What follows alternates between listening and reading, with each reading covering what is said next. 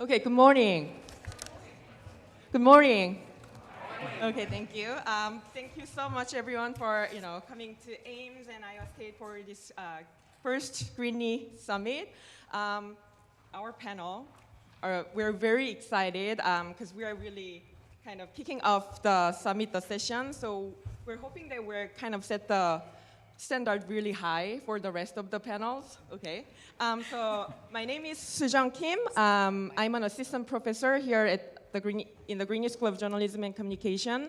I mainly teach advertising and PR students. My background is in big data, advertising, marketing, communications. So if you have a data analyst in your own agency who's at the back of the room, working with, number crunching with Excel spreadsheet, like that's exactly me in an academic setting. So yeah, I don't usually look this fancy, but yeah, today is a special day. So okay, so that's about me. And we have a really great 3 panelists. So I will introduce them to you.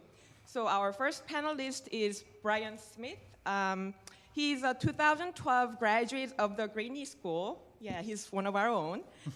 Since joining the staff of the Des Moines Register shortly after graduation, he's held various roles focused on digital production, social media, and opinion. So his current role includes setting strategy and training around social media and in-person events. So Brian is the engagement editor of the Des Moines Register.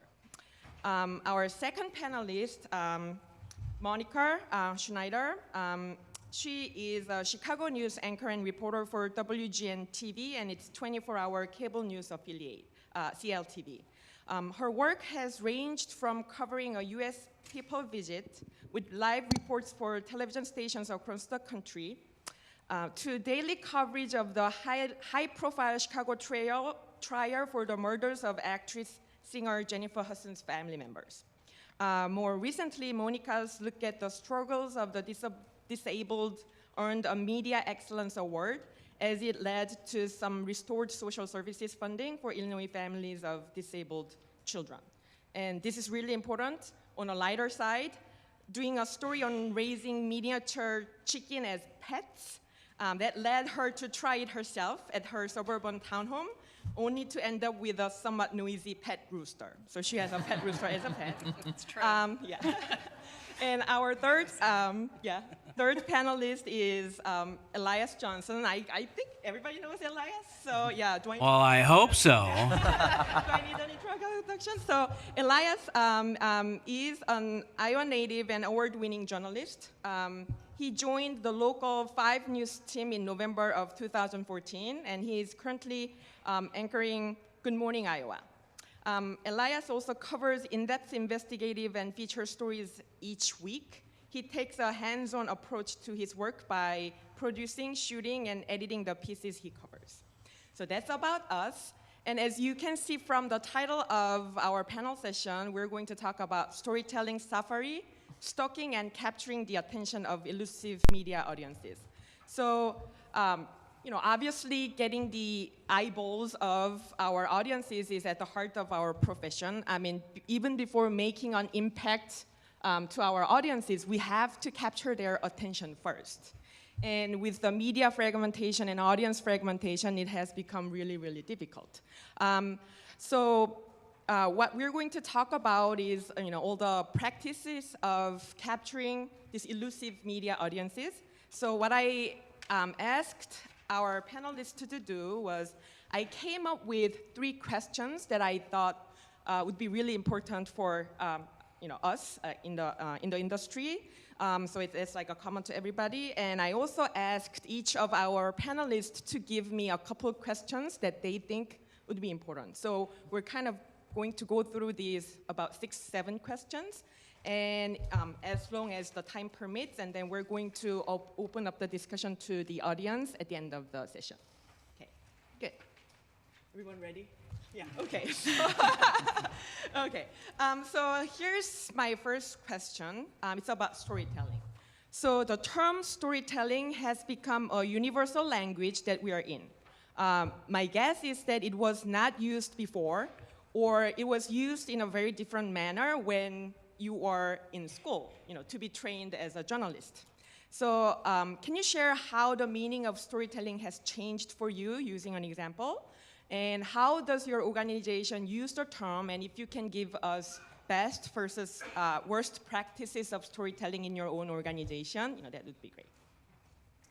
So who wants to go first? You're looking for volunteers. Yeah. Okay. Yeah. Fine.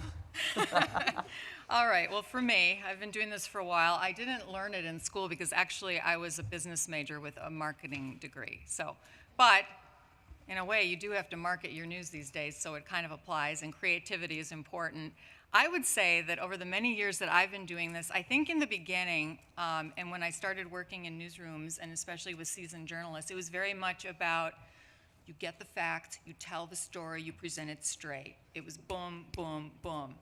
And somewhere along the way, it evolved into storytelling to where, and that was fine with me because of the creative side that came from studying advertising and whatnot. It's like, tell the story in a way that it resonates with people. Do something more creative, so that it resonates, bottom line. The way it's evolved now, I'm not sure that I entirely appreciate it. It has turned into infotainment, where it's more about the personality of the person telling the story sometimes than it is the story or the facts. I think the people that are best at this job these days are the ones who are able to blend their own personality in a way that's sort of backstage a little bit, as opposed to the ones who just put it out there. To me, that's not true journalism, and I feel like it takes us away from the facts and into fake news and all the other problems that we see in the industry. So that's how it's changed for me. I mean, I'll agree with some of what Monica said with it changing in those infotainment. But I also think a lot about storytelling, as someone with a print background.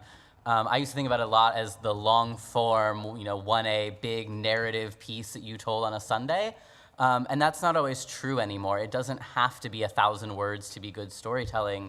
And I think there are instances where you can really bring that human element in and kind of blow up the inverted pyramid that we all learned and use it to really tell a powerful tale. And one that I really think about a lot for us recently is everyone's been talking about the opioid epidemic and overdose deaths. And one of our reporters found a mother who had lost her son within the last couple of years, but just showing how much of an epidemic it is even in Iowa. Her son had 4 other friends, or might have been even more than that, who had also lost their lives because of heroin and opioids. And so being able to use her as that storytelling mechanism and really bring the human element into it, I think was a lot better than just writing a story about how many people died from overdoses last year. Right.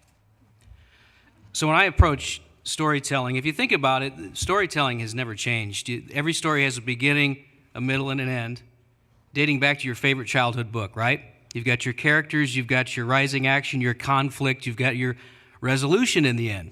That hasn't changed one bit, but what has changed for me in the past decade or so is the attention span of your consumers of what you do.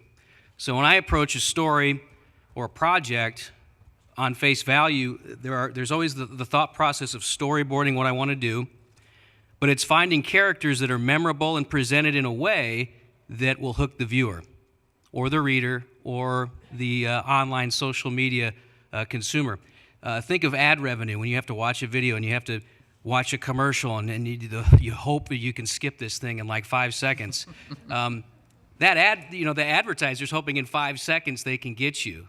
We have to do the same in news now. We have a very short amount of time to keep you engaged. And so the way that has changed what I do is I have to have compelling video. I have to have something that gets you right off the very beginning, that hooks you in and keeps you engaged for, I do long form pieces up to 6 minutes. And if I can keep you for 6 minutes, that's a victory.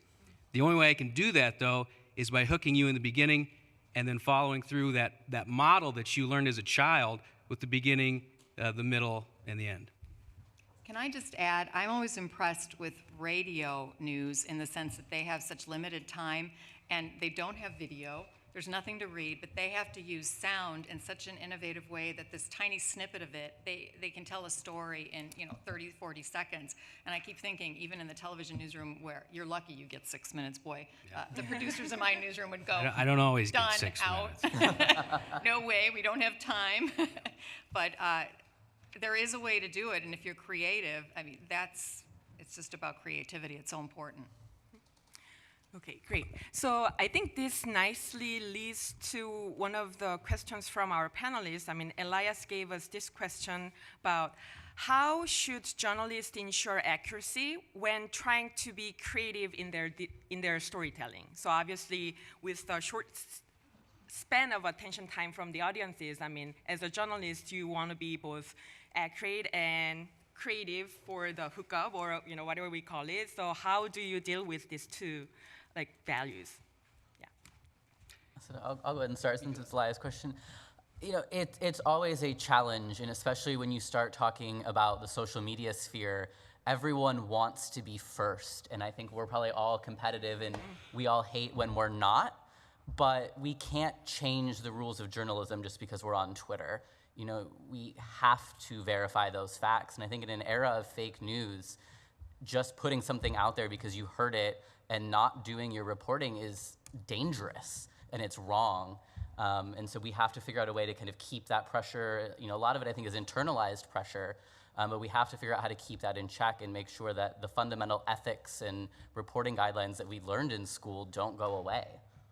And that, that has to come from the top down as well, that our managers and leaders need to reinforce that, and they need to be okay not being first a couple of times because we got it right. That, I have to say, is huge when you're working not just on your own and you're working in an organization. It does come top down. And I have to say, just a plug for my boss, Jennifer Lyons, the news director of WGN Television, who was named the #1 news director in the country by Broadcasting and Cable just recently. She is a Greenlee alum, just so you know. So, and if you know people, internships, she'll accept that. I told her, you're going to get a lot of internship calls. She goes, I know, it's fine. But she is one who's very much about accuracy, which I do appreciate. It's not that things don't fall through the cracks in a large news environment like what we're working in Chicago, but we discussed this, that how it's changed before I came here. So it's been almost 20 years ago when I covered that papal visit in St. Louis. And I remember that there was a delay. We're all waiting, where's the Pope mobile? And some Secret Service guy that was standing along the line, where the other reporters were, he just comes over, and I don't know this guy, I don't know if he's flirting or what, but he's telling me, the reason he's late. And I'm like, no, why? He's meeting with Rosa Parks. I'm like, Rosa Parks? You mean like the civil rights icon? That's why the Pope is late? I mean, this was huge. But I didn't feel like I could go with it because it hadn't been vetted. Now, flash forward, and I let the organization that I was doing this for, which was a group that did it, so the broadcast went to various stations that had a membership in this group, whatever. So that's not what important, but the managers that were behind that at that time, I let them know, I have this information, can you find out, can you source it, then we could go with it in our reports for these various stations across the country. Well, they were so busy, they never figured it out or whatever, and it ended up being true. So I was talking to my boss, Jennifer, about that, and I said, nowadays, darn, you got to be first. I mean, you'd have to find a way to say it's Rosa Parks, but you don't know that it's Rosa Parks, but it might be Rosa Parks, because what if the next guy says it's Rosa Parks and they confirmed it? Which is maddening, but, so what do you say? Well, we've heard, we're working to confirm, but somebody's going to take it as, they're going to half hear it and go, oh, it was Rosa Parks, and then later it was never Rosa Parks. So it's maddening, but you try your best. Integrity, right? It's amazing how after a big event, one of the as big a headlines that comes out is how inaccurate the initial reports were. How often have you looked at a major event and how wrong some of the facts were? And the most recent example I have is the YouTube shooter. One of the news affiliates posted in their headline, per scanner traffic, 37 victims taken to area hospitals. When did we ever cite scanner traffic in news media? I see why they say per scanner traffic, because you can deflect and push responsibility to, hey, this was over the scanner traffic, and not own up to the fact that it was blatantly wrong. But we are in this age where everything is now. The people that we serve as customers and consumers of our news, they want everything so immediate. It's gotten to a dangerous time where, personally, when I look at, they talk about fake news now, it's almost like we've gotten away with it for so long. It was only a matter of time before there was a crackdown on our industry where people demand accuracy and truthful storytelling. It's been politicized, as we know, but in the essence, though, it was only a matter of time before something had to happen and the brakes had to be tapped and say, hold on, what are we really doing here by trying to be first? And I don't know what the answer is as far as combating this, because one of the other things that is frustrating, and it's developed over time, is we came up with this word called citizen journalists. And they were using this when I was working in Phoenix. Do we have citizen doctors? When is it, do we allow people that are not trained and don't have a background in truthful, ethical storytelling to go out, gather content, and we don't know how they gathered, where they gathered it, what their background is, and then we push that onto our websites and publish that content and develop a following for this person? When did that happen? And so I think it was only a matter of time, as I look at the whole picture, that our industry as a whole tap the brakes and say, we need to look at what we're doing here, because we're getting away from, you call it the good old days of journalism, which they never really should have gone away. Everything should be fact-checked, double sources, and unfortunately, when you have these big events, your consumers want things so fast, and we're so scared of losing followers. That's advertising revenue, and that's the cycle. It's the paycheck. Yeah. So, and then the bosses that don't deliver that, they're out, and then you get somebody who will, say, Yeah. you got to put it on no matter what. And But those errors follow you forever, online. Any mistakes you make, it's only a Google search away, and that could be the next headline underneath your lead story is something that you reported wrong or somebody calling you out. Okay, great. So I'm just amazed at how our panelists are great at doing storytelling. So we're grabbing attention of everybody. I feel like everybody's really giving us the attention. So we're going to keep it and so we are kind of shifting our gear toward more of the practices of grabbing attention from the audience. So my next question is, it's a little broad, but so my next question goes, so the media landscape has been fragmented over the past 2 decades, and the trend just keeps accelerating. So in such a fragmented media environment, how do you define your audience, and how and where do you find your audience? I'll go ahead and start with, so the fragmentation of media as I see it is, you have certain groups of people that only want to read certain things online, right? They'll only subscribe to certain things on Facebook. They'll only seek out certain avenues for their information. And over time, that proves a disservice to that individual that gets the one side of, no matter what side you're on.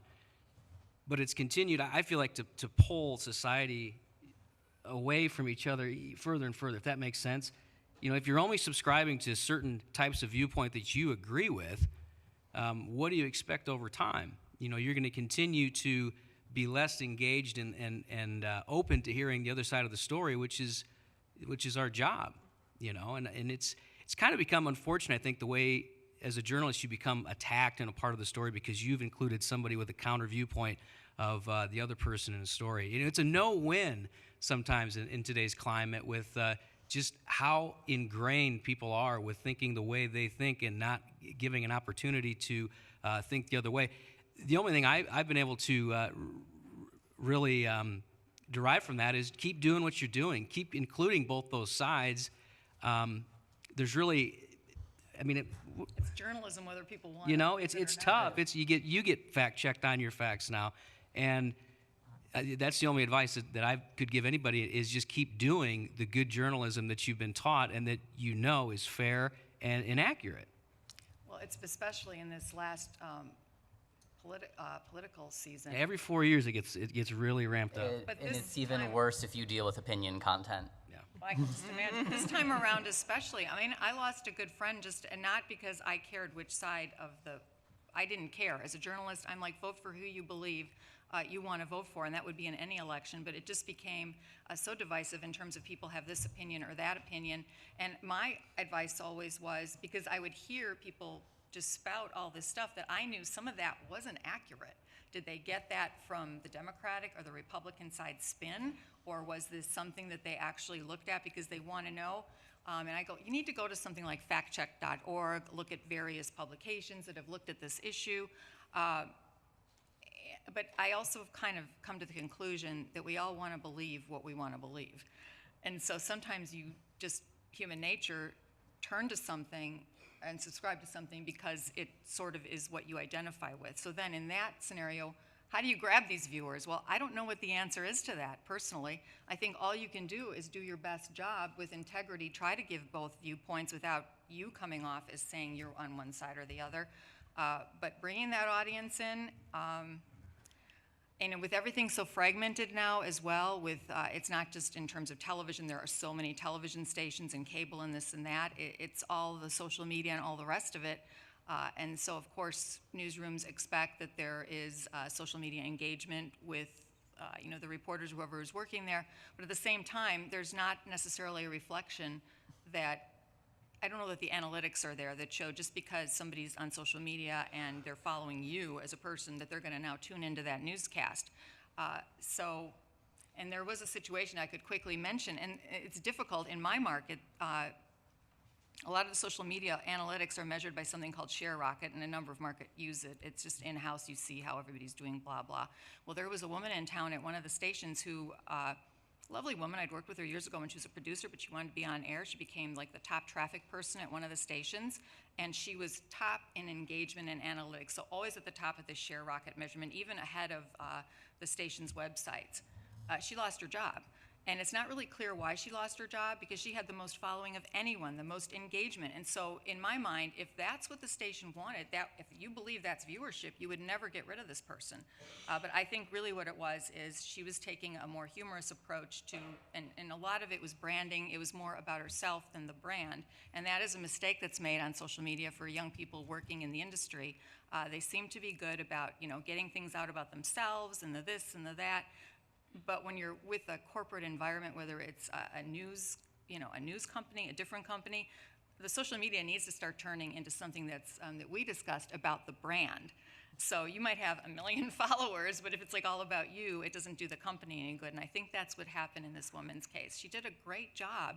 It's just that a lot of her following was more about the ha-ha and her versus the product that she was to represent. And that's kind of the opinion without knowing all the facts. It's just a guess. Because otherwise, if you have the person with the most engagement, why would you ever get rid of them if you knew that was viewership?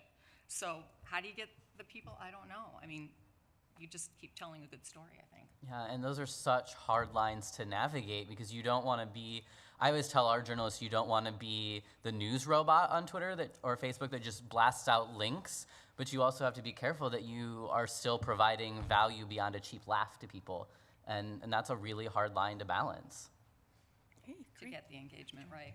Well, I was just going to say, by the way, I have 999 followers on Twitter, so if anybody would like to follow me, I'd really appreciate it today. Just one more and you've cracked that. Okay. I'm not sure what award I get at work back at the station, but I'll take it.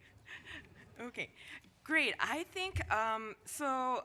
This nicely leads our discussion to more specific medium, especially social media, because we know how to get probably TV or papers or internets. There are some known measures that we're using. It's pretty much, the practice has become very standardized, but with social media, we're still kind of trying to understand this thing. So I want to use a question from Brian. So Brian said, so Facebook is often the elephant in the room for digital storytelling, but what other platforms have you found success on, and do you think their influence can grow to match Facebook? By the way, we have whole session on Facebook in the afternoon, so we're not going to talk too much about Facebook, but let's talk about some other social media outlets. Do you want to start? Yeah, I guess I can start since it was my question.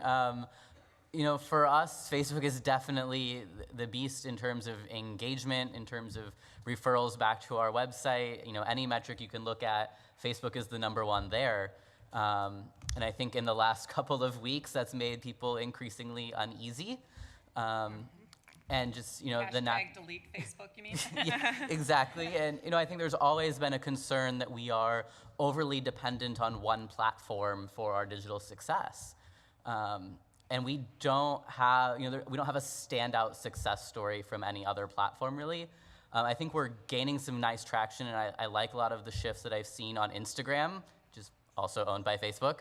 And I think the Instagram stories really provide an interesting platform, and also one of the few ways that Instagram is letting you drive referrals back to your site. So it'd be interesting to see how that continues to ebb and flow and shift, and especially with people's short attention span, those little 10-second snippets, while a challenge to tell a great story and I think hold people a little bit differently. Mm-hmm. So I think that's the one that I'm really curious to watch how it grows in the next year. Mm-hmm.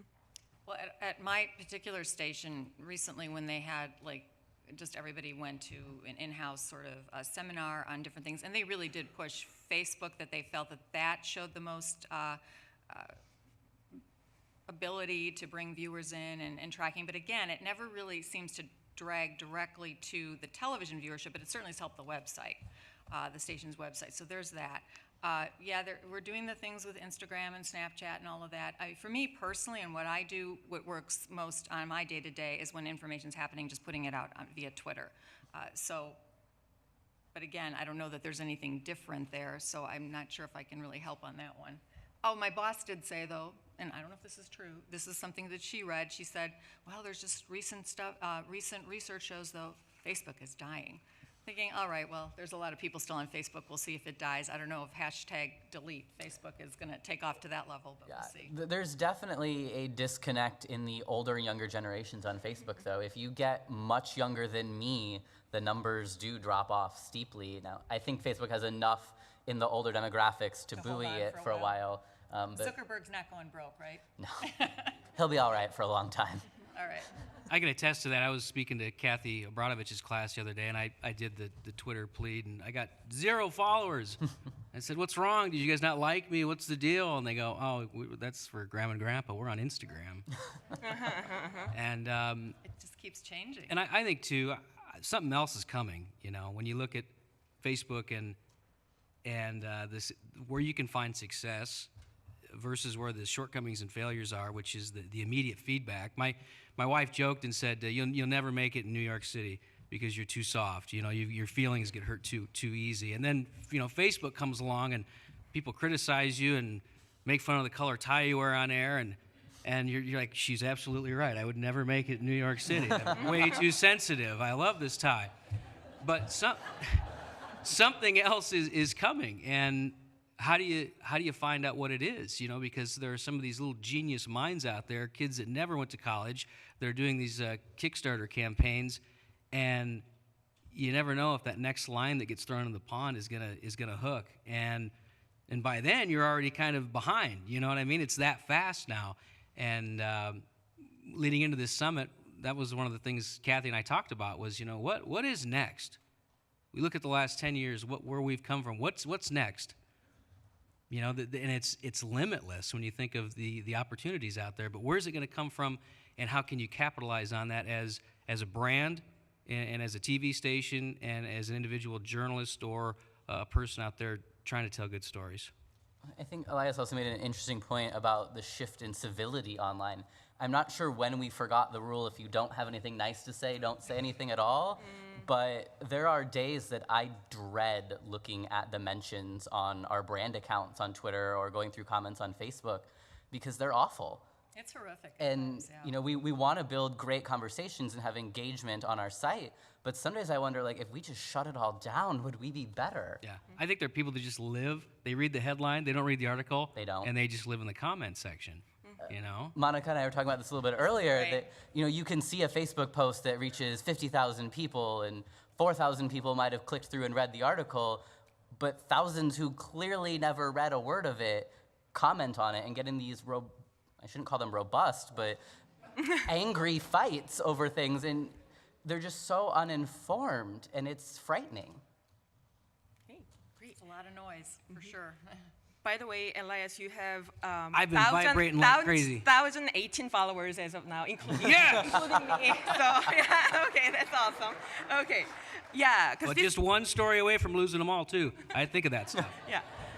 I mean, this is all very exciting because I mainly teach advertising and PR students, juniors and sophomores and juniors mainly, and then we always talk about these social media platforms, and they say, I'm on Facebook because my grandparents are on Facebook, so I just need to, upload some photos to show them I'm doing well, but I actually talk to my, friends on either Snapchat or Instagram, so obviously all the kind of attention of especially millennials, and then what's the next generation, Gen Z, they're clearly shifting towards something else, I think. More video-focused, visual-focused, I think, or multi-mode-focused. So it's something that I think we all have to keep an eye on. And about social media and social media engagement, I think Monica mentioned a little bit about this kind of blurring line when it comes to social media engagement by reporters. I mean, Monica had this example of, was it female journalist who, yeah. So I was wondering, as most news organizations expect some level of social media engagement, what pitfalls, if there are ever, that you have witnessed or observed in your own organization? Yeah. And your thoughts about it. And this is my question. Yeah, so it's Monica's question, yeah. Well, there are pitfalls, unfortunately. It's like personal safety is one. If you're a reporter, especially if you're in a visual medium, I had a stalker show up at my home. That was so frightening to open the door, and I don't know who this person is, and then I figure out who this person is, and you just realize how vulnerable you are. And I remember my news director at the time was, well, you need to report this to police. Well, I'm like, what am I going to say? I don't know who it is. I mean, I kind of know who it is, but based on other messages that had come at the station, but I didn't have the letters or any of that left. And so she said, well, you still need to report it. So fine, I went in. And the bottom line was the officer, at first I just didn't think he was really getting what I was saying because I was frightened. And I'm thinking, and I asked the guy, how did you find out where I live? And that came out of my mouth. And he just said, the internet, so everything's everywhere. The police officer said, well, at first I was taken aback. He goes, do you read? I'm thinking, didn't I just tell you I'm a reporter? Of course I read.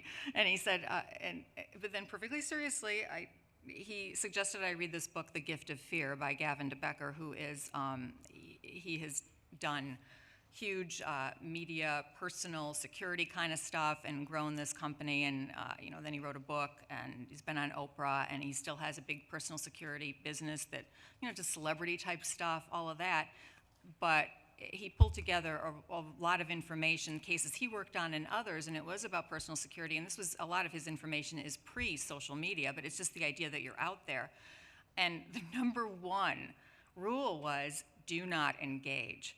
And that's what the cop told me, do not engage. Because when you have, and that was always my big thing. It's like anybody that wrote or emailed or whatever, I would, I'm just a regular person. I'm thrilled that you're, viewing, whatever. But then you get the weird stuff. And now with social media, it's even more so. And we recently had one of our people in the last year, it's very popular on our morning show, which is the biggest product of WGN TV. She was out on like a cruise boat out on Lake Michigan, and it was some kind of a whatever. I don't know the whole thing about what this boat was, a tour boat, whatever. But her social media was letting people know where she was. It's kind of like you go on vacation and you tell people you're going on vacation on, social media, and you're going to be burglarized while you're gone. Well, a stalker got onto that boat.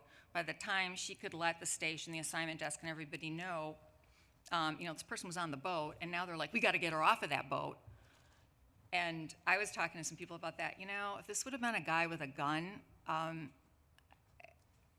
we need to be careful. That's one giant, I think, pitfall of the whole social media side of things. And the other side, it would be the thing that I alluded to earlier, where just because you think you're doing what your company wants by getting all these, social media followers, unless you're keeping in mind brand and accuracy, you're going to be in trouble. It's not going to work for you. So that could be a personal pitfall for you if you don't see it as the tool that it's meant to be in terms of a work environment.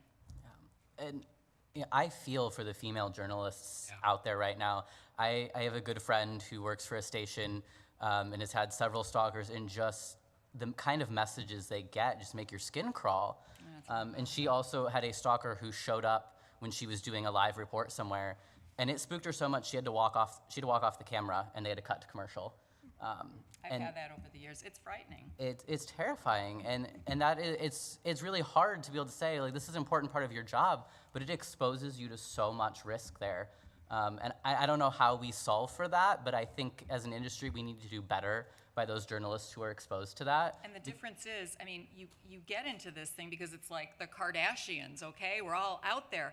But the problem is the Kardashians have done quite well for themselves, and they have personal bodyguards. When you're walking around, you're the journalist with your camera person or whatever, or on your own, and it's not just women, it's men as well. I mean, women more so probably on the sexual side of things, but I mean, somebody can just be angry about what you reported on, like you said earlier, because you pointed out the other side, and that puts you in some kind of a weird situation if they know where you are. It's always amazes me when I'm out and about. We'll have a conversation on TV, and somebody will walk up and literally start talking about something I was talking with my coworkers about on TV that I've forgotten about. They're like, "Oh yeah, by the way," and they get into it, and you're like, "Wow, you are really into what I was saying," and it kind of freaks you out a little bit.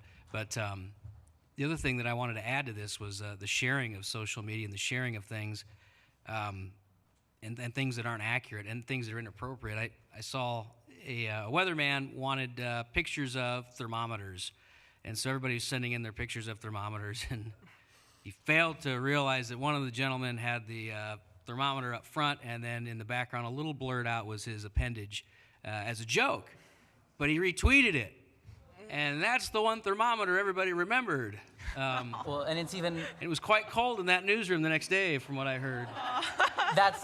Luckily, it was only on Twitter. There have been instances where things like that made it on air, and that's even more frightening. Yeah, and in our, the reality of our newsrooms is they've gotten smaller and smaller. Back in the days when there used to be, I remember when Channel 13 used to have security officers manning the front door before you walk in, and now it's just a key card to get in. I don't know other newsrooms are like that. You had so many more staff that could look over things. I'm by myself when I'm out there now. I don't have another person with me. And females, I always, you worry about them. You do, especially when they're going into areas where there was a crime or a reporting. And usually there's a conversation before they go out to make sure they're safe. But there's just, the oversight has gotten a lot smaller now. You really have to police yourself and rely on the few staff members that you have to make sure that what you're putting out is not only accurate and safe, but not inappropriate. Because, like I said, once it's out there nowadays, it lives forever, and it's hard to save face sometimes with some of the things you put out there. But you also, on that point, and the point about going into areas where you're not safe, you have to have bosses who support that. And aren't just, they're whining because they don't want to do this or that. And my newsroom's really pretty good about that, especially the crime situation in Chicago. It's like if a crew is ever uncomfortable, they're to say it, and it's not going to be held against them. Now, granted, the other station might get a crew there, but we've had, and you might say this is, a race-directed thing where, you go into the community, it's just, the white person's going to be the one. We had a black photographer was shot at in the minority, mostly African-American section of town. So it doesn't really matter. It's a sort of us against them. You're not part of that neighborhood. You might, run into somebody who's just a gangbanger high on drugs, and it's just a volatile situation. We definitely, I've been in those neighborhoods many times covering stories, and I've met lovely people, but after dark, it's another climate, and you're just not safe. And the trucks don't feel safe. We've had equipment stolen. So you really have to have management that supports it, and it's not just about getting the story. And, thankfully, I work in a newsroom where I think we have that. I think there's also the risk of ethical pitfalls, especially when you're trying to be funny as a journalist is hard. And I think especially in, the kind of GIF culture we exist in right now, you have to be really careful about how you choose to use GIFs or emojis, because there can be a lot of different meanings and takeaways from those. And there are pitfalls there that you don't want to misrepresent your story or imply favoritism towards a source or an ideology, and that can be really difficult when you're trying to be that captivating, funny, engaging person, and there's a lot of risk there. Yeah, it's like who you're taking pictures with, who's the selfie you're taking a picture exactly. with. Exactly. Yeah. Yeah, speaking of emoji, I always have this I always debate between when I'm sending out an email to my whole class, I sometimes put a smile and then delete, smile and delete. So will I look like too casual? So I kind of hear you. And I do a lot of study on online product reviews, and there is a study that says if you put a lot of emojis or exclamation marks, people will find your review unhelpful. So kind Unhelpful? of unhelpful, yeah, because it's too emotional, like, smiles or, this is good. Fascinating. Yeah, things like that. Yeah. Anyway, so I think this issue of sort of putting reporters out there and their security, I think it needs whole another discussion in another session. But this is really kind of for me an eye opener. Before we open the discussion to the whole audience, I have one final question, which is about some of the sort of bad practices of chasing engagement of the audiences. For example, clickbait headlines, or sponsored content, or there is a lot of discussion, especially in advertising, about native advertising. So, sometimes these practices devalue the work of the profession. So I'm just wondering what you think about these practices and how your organization handles about these activities, these practices. There's nothing more frustrating, and I've done it. The headline says something like, "He walked by that house 1,000,000 times, but when he went inside, you would never believe what he saw." And then you click and you're like, I want to see that. And it's just like, it's an empty house with cobwebs and there's nothing crazy to see whatsoever. And then you feel, I sit there and go, they got me again. And I'm wondering, like, which database am I showing up in now and what's going to fill up my news feeds? You see it nowadays. I know some organizations will mad post headlines and people will click on it because they think it's relevant to them. Then they found out it's in a whole other state. I know some news places do that. And I know our focus at 5 is just real local-based news, real local stories, things that you have a connection to. I think in Iowa we like that. We have a lot of pride in things that are local. And so one of the things that we stay away from is trying to post and link headlines up that is just going to get you to click, because as soon as you see like Allentown, Pennsylvania, I don't care about that. I don't care about that story whatsoever. It has no bearing on me whatsoever.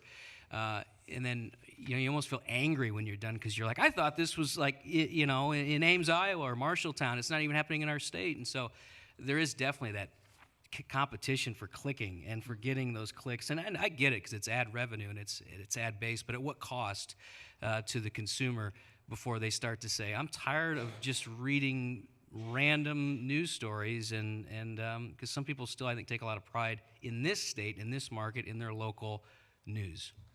I think you're absolutely right on the local news point, and these are conversations we have all of the time in our newsroom, because sometimes when you play it too straight and narrow with your headline and you just go too factual, you tell everyone what they need to know in the headline and no one clicks, and that's a problem too.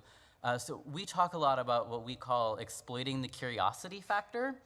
So we want a headline that's going to pique your interest and make you want more, but we absolutely 100% have to deliver whatever curiosity we piqued, and if we didn't, we failed. And you can only fail at that so many times before someone will never click your article again. And so it's not worth failing, and we're very careful about that. And we're not perfect. We fail. We do. But we try to learn from those failures and make sure that we don't repeat them. Well, that's no different than, as much as we're talking about social media, that's no different than best journalistic practices in terms of television news, in terms of having the headlines at the top of a newscast and teases at the breaks to keep people around.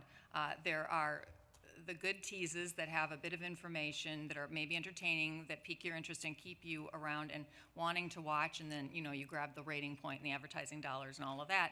But there are the sort of ridiculous teases that you stick around for the half hour, because you got to see the story, and at the end the story doesn't deliver. It's frustrating.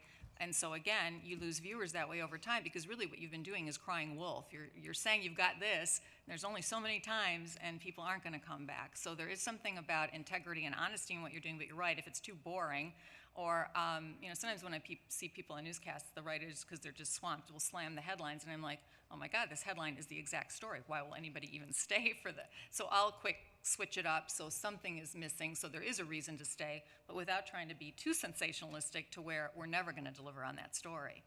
If you say you'll never believe in a headline, you're probably failing right there. There are very few instances where you can really get away with that being a solid choice. Okay, great. So I'd like to open the session to the audience for your questions for our panelists. So yeah, Elisa, if you have any questions for the panelists, raise your hand, and then Alyssa will find you and hand out the mic. I'll start. Okay. Starting with ethics in journalism. I went to the dark side, so I'm part of Steve Jung. My counterpart always used no comment. We say we don't want to do that. It's good. In the 10 years, it's worked really well except once. So what happens when a reporter actually becomes or says or adds to the story, does their own thing, and it's incorrect, and then I find that it's repeated for the next year as a byline, go back to this story whenever another story comes up. Is there an oversight panel? I mean, even lawyers have oversight panels, and they can ethically pull somebody's license. I mean, do we as a school start by yanking their diploma at some point, or I don't know, something crazy? Who's the oversight when something's wrong, except for the editor who can fire them, I guess, at some point? But there's no place for us to go to say, hey, that was wrong. Are we violating your freedom of expression or freedom of the press if in fact we do say that's wrong? Yeah, Terry brings up a good point because it gets back to how long we've gotten so good at being so fast that mistakes happen, and unfortunately, as I've said over and over, those mistakes live forever. Sometimes, even when you've changed the headline, it's still there. It's like I don't understand IT that much, but it's like somehow it slips by. It seems like I've seen states where they've proposed laws to have journalists licensed and certified, and I imagine that's not only to keep the people that are, as I call citizen journalists with a complete slant and angle and everything they do, but also I would imagine it would be to threaten to pull certifications on journalists that screw up. I think that's an overstep. If you are trained in this media business, I don't know how far a sorry can go and a retraction on air. That's kind of how we used to do things in the old days. If you get called out, you do an on-air retraction and an apology. I suppose in a newspaper, the joke is always like, oh, you're going to run a retraction, but it'll be on page 9 after the lifestyle section, and nobody's going to read it. Ours are always on page 2 for the record. Page 2. We're in a new age of news gathering and presentation where it's a legitimate question, Terry, as far as who's policing those that are writing things and presenting things that those of you that represent brands can have a detrimental impact on your product if something is wrong and incorrect. And I would totally agree that it's a very legitimate question nowadays with the way that things live on. Our process is general manager, news director, their lines of communication, and I would imagine every television station, that's part of their job, is to sit and field questions and concerns over things that may have been mistakes that were made, and they usually are the ones that address those directly and then come up with whatever the plan is going to be to remedy those. I think it's easier with your affiliates with ABC, NBC, Fox. I think it gets a little dicier though when you get into these blog sites or sites and places that just exist online. I don't know what that process is like. I think it's one thing if you have a reporter that is just screwing up. I mean, and some people, maybe they're just not cut out for the job, or they're all about just getting the information on, and so bend the facts, or, pick the facts up in places that they shouldn't, whatever, that aren't really facts. That's one thing, and that ends up becoming definitely a managerial issue in terms of dealing with that person, because I would think if you're a solid station, you're not going to want that person on your staff. But I think the bigger issue nowadays with these problems is the size of the beast. We have become so huge, and there's so much that has to happen, get the information out, all the competition, all the fragmentation, and then as much as I work in a large market, in some ways I felt when I worked in smaller markets, there was more, sometimes it seemed like, integrity and just trying to make sure there was accuracy and all the rest of it. And now I'm working in what just feels like a corporate conglomerate many times, and it is all about the bottom line, and so there are fewer people that are working and writing the copy and getting the work done, and but yet more hours of news coverage that are going out over the air with fewer people doing all this work, and people are slamming. And so, of course, human nature, it's not that they want to make mistakes, but mistakes happen. And there aren't enough like executive producers or whatever to police every little thing. And it really unraveled a couple of years ago in a huge way, but yet we haven't resolved it. We had a graphic show up on our air as the anchor was reporting on, it was something about, I don't remember what it was exactly, a Jewish holiday, a Jewish something to do with the Jewish faith. Star of David was in the graphic, was supposed to be the Star of David. What it actually was, and that nobody had caught, was it was the symbol that had been put on Holocaust victims. So and I think part of the number was seen there. So anyway, that was never supposed to have happened, but it went out because whoever was in a frenzy writing just went into the graphic data bank without checking, probably saw Star of David or whatever the Jewish holiday was that this was put with, I don't know. It was not accurately labeled. It's all computerized. They punched it in, they never checked the actual video that was put into the box over the anchor's shoulder. Well, this was just, it created a huge storm, and we were horrified. I mean, it was never intended, but you could just tell that, for Jews, it was horrible. It drew international headlines in Israel. It became such a problem for the Tribune Company. My boss was on the carpet for that. The top Tribune manager, she had to go in and basically defend her job in the station, and it wasn't her. It was this antiquated system that, and partly it was top down, the size of the beast. You've created a company where there aren't enough people to do every little thing, but the more profit that comes in, it goes back to the top, and then let's add another news hour, but where you don't have more people and everybody's overworked. And the producer who was overseeing, he was somewhat demoted, but Jennifer did, and I give her credit, she lobbied to the top of the company not to fire this man because technically he didn't do this on purpose. The system was mislabeled. Why don't we have somebody, and more recently, I think I was just telling earlier, it wasn't that long ago, we have an African-American man right now in Chicago running for mayor, Willie Wilson. He just announced it's going to be a second time trying to do this. He's a wealthy businessman, African-American again, Willie Wilson. I was getting ready to anchor a story a couple months back, and it was supposed to be about Willie Wilson, and I happened to look up just before we went, and the shoulder box, it had Wilson something, but it was Willie Nelson. I'm like, old white guy, not black guy running for mayor. And they're like, and the whole control room's going like, oh my God, pull it, straighten up the camera. It's just nutty. But again, a graphic issue, comical. There was also another one that we caught, and they're just stupid, but they're happening. It was the Jesse Jackson, the Reverend Jesse Jackson, his son, the former congressman who ended up in prison, and his wife, Sandy, going through a divorce, the former alderman, she also went in prison.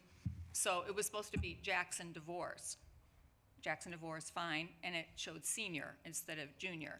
So we're like, oh, is Jesse Senior in trouble again? It just, again, and I thought if that went out, we have Operation Push in Chicago, you could just see the whole backflow on that. So we caught that one, but there are mistakes waiting to happen, and I attribute a lot of it to the size of the beast, and then that comes from top management also to be cognizant of all of this, because people at the bottom really are trying, and I see that every day. Have you noticed in the last 10 years, the newsrooms have gotten a lot younger? And we're pulling straight out of college now, and everybody has to take their first job somewhere, but you're getting some reporters out of college that are going to some pretty big markets. And we all make mistakes. I remember some of the stupid mistakes I made. I pulled the wrong video of a guy who had the same last name. It was a cousin. It was over a bankruptcy thing. And this other cousin was a huge, successful capitalist. And there are mistakes you make when you're young. And, I think at least the importance of good J-school instruction over ethics and slowing down, where they're taught to go so fast. But the newsrooms have gotten a lot younger as they've gotten slimmer, too. I think that highlights the need for both good, strong internship programs and mentorship programs for people starting their career. There are fewer of the more senior reporter types around, but we need to make sure that we're all learning from each other and that they're able, that we set up systems where they're able to help those young people, get their feet under them and really reinforce those principles. Okay, great. So wish we can have some more questions, but I got stuff from Alisa, so we're running out of time. So as you can see, from 3:15 to 3:45, there will be a whole Q&A session that will be led by Rick, so we can come back and talk more about it. And we will have 15-minute break, so you can kind of pose a lot of difficult questions. I want to ask Monica about her pet rooster, so we can talk about that. So I hope that we set high standards for the rest of the panels, and everybody learned something new. So the next, we will have a 15-minute break, and the next session is about fake news and alternative facts. Thank you, everyone.